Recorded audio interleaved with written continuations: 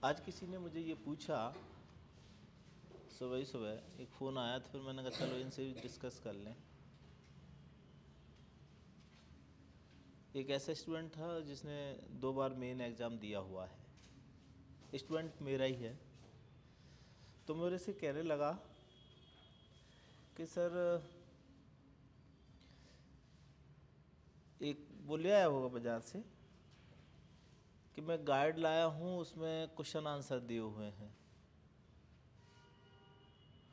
और एक और गाइड लाया हूँ, सब्जेक्ट वाइज कोई गाइड आती है यूपी से, मुझे नहीं पता, तो हर सब्जेक्ट की बना रखी है उन्होंने, क्वेश्चन आंसर बना रखे हैं, तो वो भी मैं लेके आया हूँ। और उसमें कुछ अलग आंसर दिया हुआ है, दूसरे वाले में कुछ अलग आंसर दिया हुआ है, तो हमें कौन से आंसर करने चाहिए?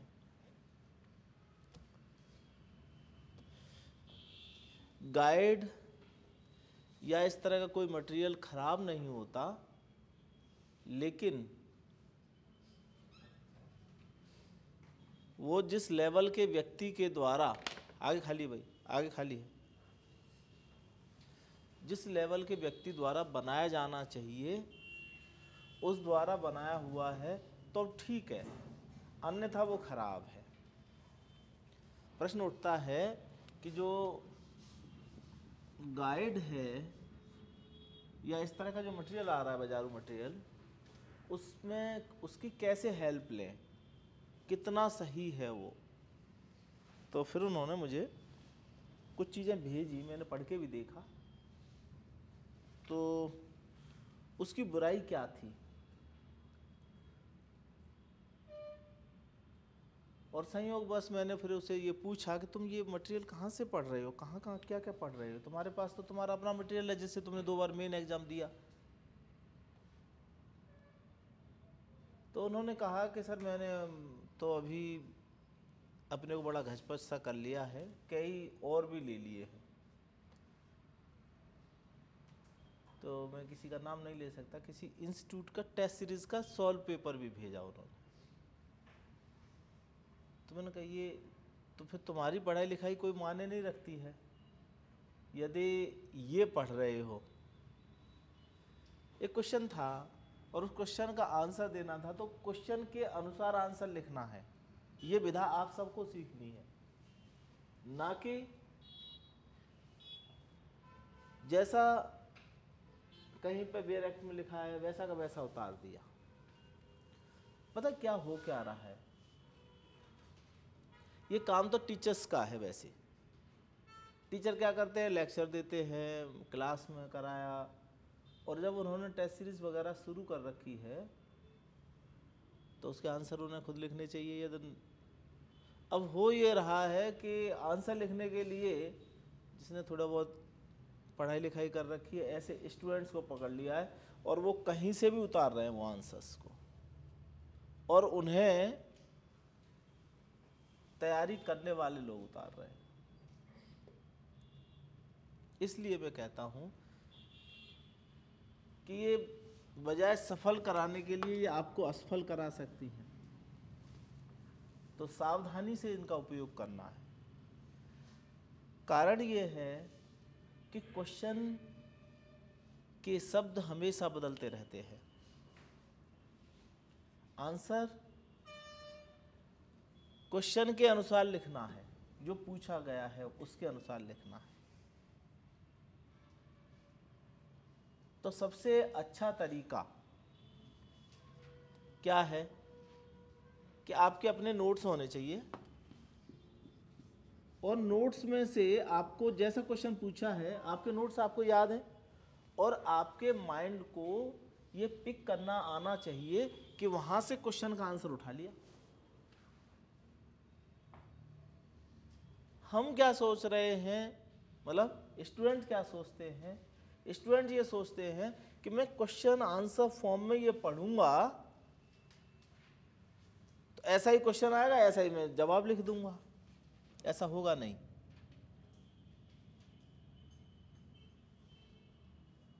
क्योंकि वो सारे को उस रूप में याद नहीं रख पाएगा। तो सबसे पहले क्या है कि आप पूरा अपना जो स्टडी मटेरियल तैयार हो रहा है, जैसे यहाँ कॉन्स्टिट्यूशन का स्टडी मटेरियल तैयार कर रहे हैं, आपको ये आता है, जितना आपको पढ़ाया गया है उस पर आप कहीं से भी ले आओ, जो भी क्वेश्चन आते हों, कहीं पर भी आया हो वो क्वेश्चन, किसी भी एग्जाम में जिन आर्टिकल्स तक हम पहुंचे हैं उन आर्टिकल्स पर बेस्ड कोई भी क्वेश्चन आया हो और उसे आप मुझे या तो आपको इजीली वहाँ से कनेक्ट कर रहा है जो आपको नोट्स लिखाए हैं, यदि नोट्स लिखाने के बावजूद आपको कनेक्ट नहीं कर रहा है, आपको लग रहा है कि इसका आंसर प्रॉपर नहीं है ये, तो आप मुझे बताइए, फिर वो क्वेश्चन आपके पास होना चाहिए। वैसे तो हमने हमारे टेस्ट सीरीज में कुछ आए हुए और कुछ नहीं आए हुए जो हमने बनाए, जो संभावना है जिनकी आने की, ऐसे क्वेश्चंस सारे टेस्ट सीरीज में डाले हुए हैं। उस टेस्ट सीरीज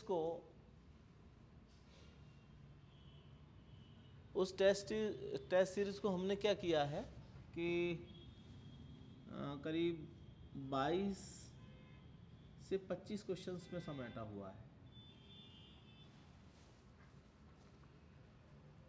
22 से 25 क्वेश्चन में, इनमें बीच बीच में छोटे क्वेश्चन, जैसे एक क्वेश्चन आ रहा है तो उसका 1, 2 और 3 भी हो सकता है, जैसे 2-2 नंबर के हो गई है और 6 मार्क्स का क्वेश्चन है, तो इसको इस तरह भी समेटा हुआ है। तो इस तरह संख्या ज़्यादा हो सकती है, लेकिन यहाँ टोटल संख्या 22 से 25 के बीच में ही है। उनको इस तरह 100 मार्क्स में डिवाइड किया हुआ है, ठीक है ना। अभी क्या है कि 15 साल में, 15-16 साल में मेरे देखे कंपटीशन में बहुत अंतर आया है। 15-16 साल पहले जो कंपटीशन था वो बहुत कम था, ना कोई इंस्टीट्यूट इस तरह डेवलप्ड थे, ना ही इंस्टीट्यूट्स में ये क्वेश्चन पेपर और ये नोट्स का तरीका था। टीचर आते थे या उन्हें कुछ लिखाना है तो वो लिखा देते थे, वो सिर्फ बेयर एक्ट पढ़ाते थे। मुझे याद है कि जैसे शुरू में जब मैंने शुरू किया था, मैंने स्टूडेंट्स को नोट्स देना शुरू किया, बेयर एक्ट के बजाय अपने नोट्स से पढ़ाना शुरू किया। पहले नोट्स लिखाता था, फिर नोट्स देना शुरू किया, फिर नोट्स पढ़ाना शुरू किया। ये नया पैटर्न था जो मैंने यहाँ शुरू किया। कारण क्या था कि जुडिशरी की तैयारी वाले बैकग्राउंड से मैं नहीं आया था। मैं जिस बैकग्राउंड से आया था कंपटीशन की, उस बैकग्राउंड से ये सब डेवलप हो चुकी थी चीज़ें वहाँ, तो वो मैंने यहाँ अप्लाई की। संख्या ज़्यादा बढ़ी स्टूडेंट्स की, तो दूसरों ने भी, बेचारों ने सोचा कि भाई इन्हीं के पास ज़्यादा है तो हम भी करते हैं, तो उन्होंने भी उसको कॉपी किया, नोट्स भी बनाए, थोड़ा थोड़ा उन्होंने भी किया, और अब सभी बना रहे हैं। और हम रोज़ चर्चा करते रहते हैं और बेहतर कैसे, और बेहतर का मतलब हम इस कंपटीशन को कैसे क्रैक कर सकेंगे, हमारे स्टूडेंट कैसे आगे आ सकेंगे, तो उस पर हमारी कंटिन्यू रिसर्च चलती रहती है। तो मेरा ये मानना है कि आप बहुत सारी किताबों, इस तरह के मटेरियल पर फेथ ना करें, फेथ करें उस पर जो आप बना रहे हैं, और उस बनवाने में मदद कौन कर रहा है? I am with you and you are making by yourself, और उसमें प्रक्रिया में मैं खुद हूँ। We are writing any paragraph, any line, I am explaining it simultaneously. तो ये जो चल रहा है, आप उसे समझ भी रहे हैं क्या लिख रहा है, मैं एक्सप्लेन भी करता जा रहा हूँ, लिख भी साथ में रहे हैं, बेयर एक्ट को भी हम साथ में कर रहे हैं। तो it is best way of preparation, यही अपनाइए। तो मैंने उसको कहा, मैंने कहा फिर 1-2 बार और फेल हो जाइएगा और फिर घर वापस चले जाइएगा और फिर कहिएगा कि ये तो कोई भाग्य का मामला है, हमारा तो हुआ नहीं, हमने बहुत हार्ड वर्क किया। आप खिलाड़ी हैं, आपके पास एक बेहतर कोच होना चाहिए और फिर कोच को फॉलो करना चाहिए, कोच को फॉलो करना चाहिए।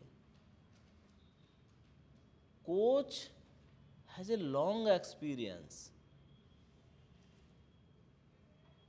कंटिन्यूसली वो ये भी देखता है कि ये क्वेश्चन आया था और इस क्वेश्चन में किन्हीं स्टूडेंट्स को ज़्यादा मार्क्स क्यों नहीं दिए, ज़्यादा से ज़्यादा मार्क्स कैसे मिले, ठीक है ना। तो उसके पास एक लंबा एक्सपीरियंस है, तो उस एक्सपीरियंस को उपयोग में लाएं।